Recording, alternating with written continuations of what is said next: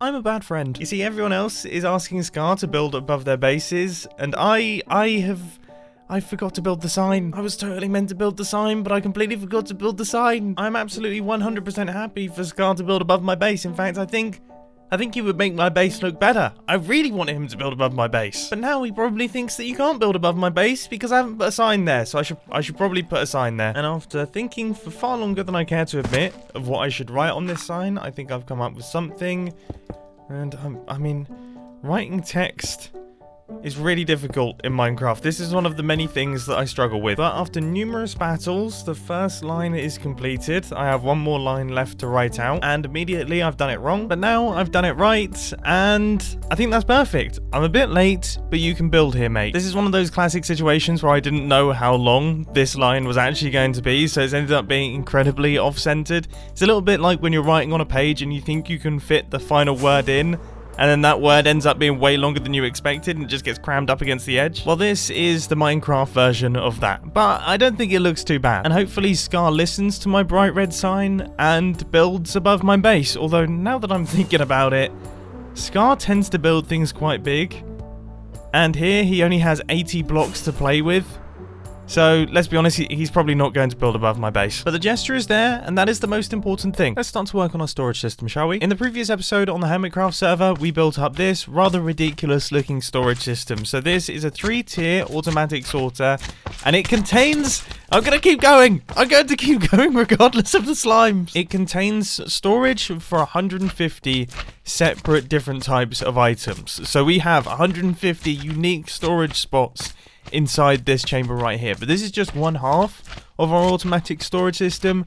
We also need this half over here, which is going to be for all of the bulk storage. So this is for items that I'm likely to have more than 2 double chests of. So things like stone, dirt, granite, diamonds, you know, the items that you're absolutely overflow. Wait a minute, I'm in my regular skin. What's happened?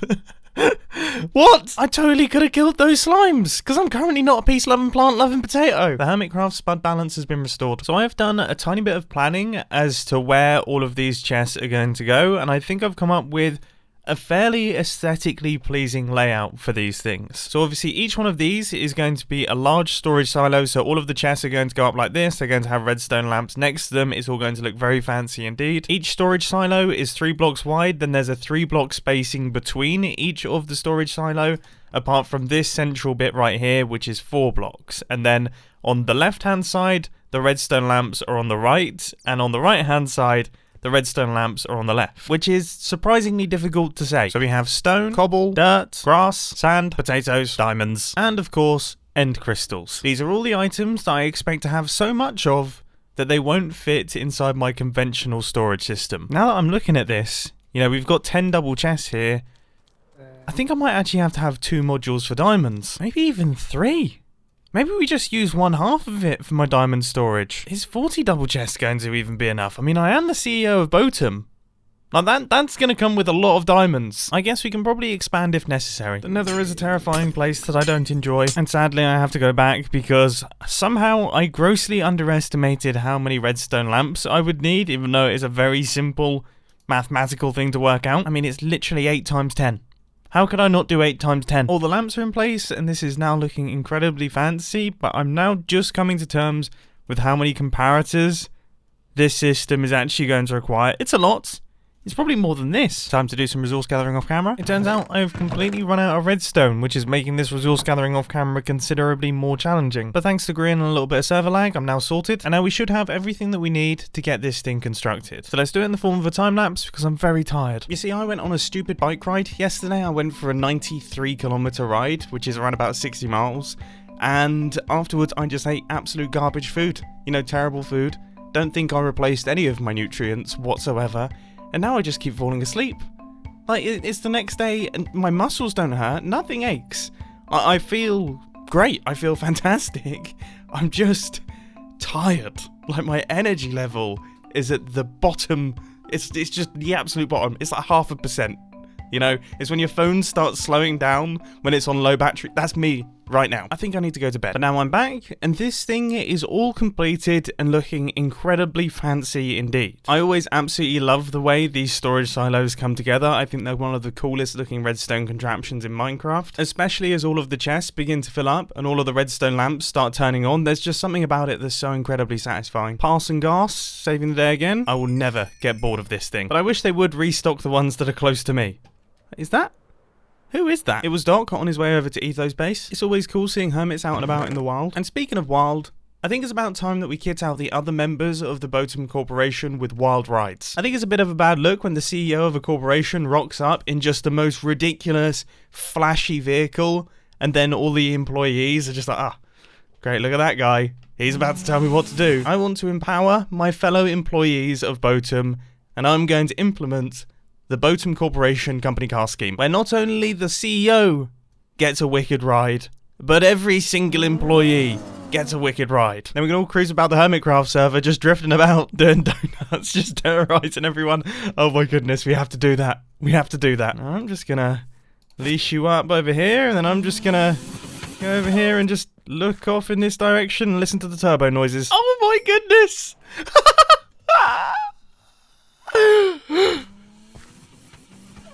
This is the best thing ever.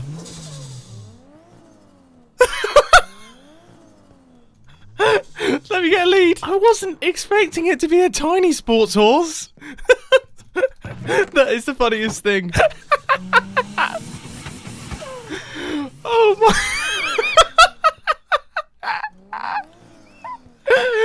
Why is this so funny to me? I don't know why this is so funny to me. It's just the best. It's like it's like and he's so twitchy. Oh. How long do they stay like this? No. Wait, has it got high-pitched? Has it got high-pitched noises? It's like the regular turbo noises, but higher-pitched.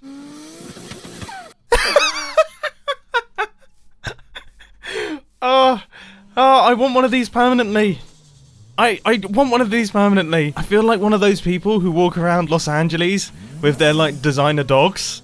That's honestly what this feels like. This feels like I've got a poodle with a sick paint job. I laughed about this for far longer than I care to admit. I now have 2 baby sports horses. There's 3 sports horses. These guys look so cute next to one another, don't they? And now we have 4 of these little guys, which when you add mine gives us 5, which gives us enough sports horses for the Boatem Company horse scheme. There is an awfully large number of turbo noises going on around my base at this point in time. Of course, as soon as I say that, they all stop, which is rather embarrassing. There's still none. Thank you. Oh look, they all did it at once. Let's quickly get these guys some name tags. Back to the most satisfying place on the Hermitcraft server. Let's go. Oh yes. I apologise to everyone who isn't interested in cars. These name tags are going to be very unfunny to you. So we have the R30 Horse Skyline, the Mark Horse Supra, E-Horsey 6 M3, and my personal favourite, the Lance E-Or Delta Integrale. To the 11 people watching right now who understood all of those references, I salute you. Now I've kept my original horse as still being named as Horse. This guy is the OG. He doesn't need any fancy names or anything like that. He is what he is. I've just realised though, my guy's rocking the wide body kit and none of these guys are, so I guess we should sort them out with those. Anyone who's new to my Hermitcraft series is probably just beyond baffled at this point in time. I can't imagine what's going through your head. I just want you to know that everything is fine. You're not crazy. And there's nothing weird going on here. This is just a regular old day on the Hermitcraft server. I've been thinking a lot about where I want to store these things, and I think just tying them up to Teresa, I don't know if that's quite good enough. So I want to create a subterranean garage. And I've earmarked what I think will be the perfect location. You can see right here, these 2 spruce wood blocks.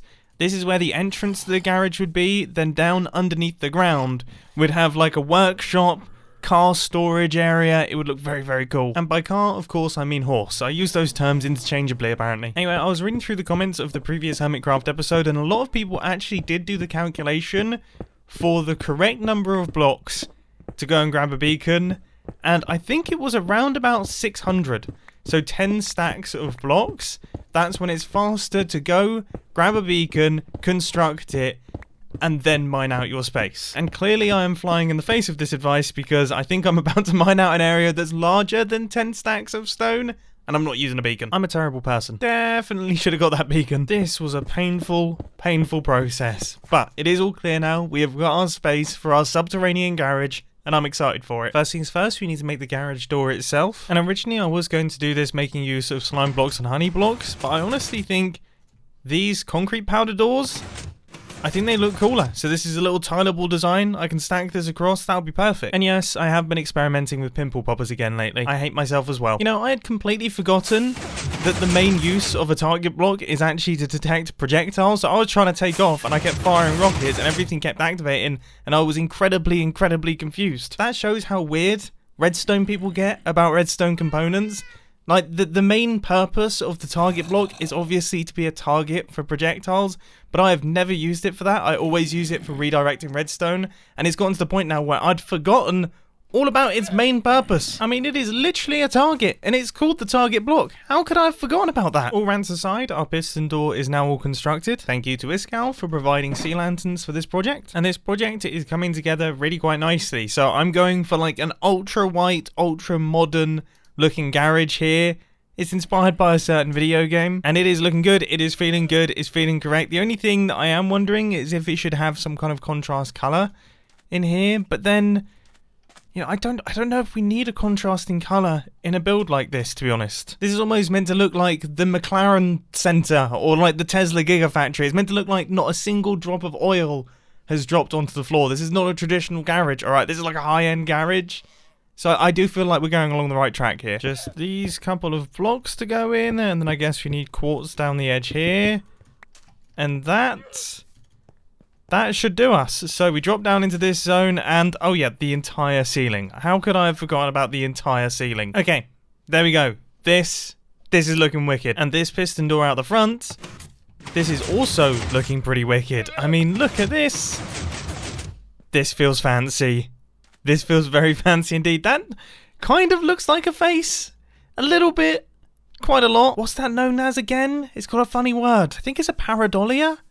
I want to say it's a pareidolia, but that could be something completely different. I hope I haven't just said something rude. This is looking very cool and I'm on fire. I am the opposite of cool right now. So the Boatem Executive Garage is now fully completed. Let's get to work on bringing all of the horses over. And I have come up with some new names for them that are slightly less car nerd specific. As much as I appreciate these names, I don't know if the other members of Boatem will really understand what I'm going on about. I mean, it's bad enough that the CEO of Boatem is turning up to meetings as a potato in a Batman costume. If I start giving our horses nuclear launch code names, I think some phone calls might get made. With that being said, I'm not sure that this is much better, to be honest with you. Anyway, I've got all of our names worked out, so let's start transporting these sporty horses. These things will never stop being funny to me. I cannot wait to cruise as a squad with everyone else. Okay. The Boatem Company horses are now all in place, our garage is filled, and I guess we will return back here in the next Boatem meeting. I mean, that seems like the best place to reveal them, so for the time being,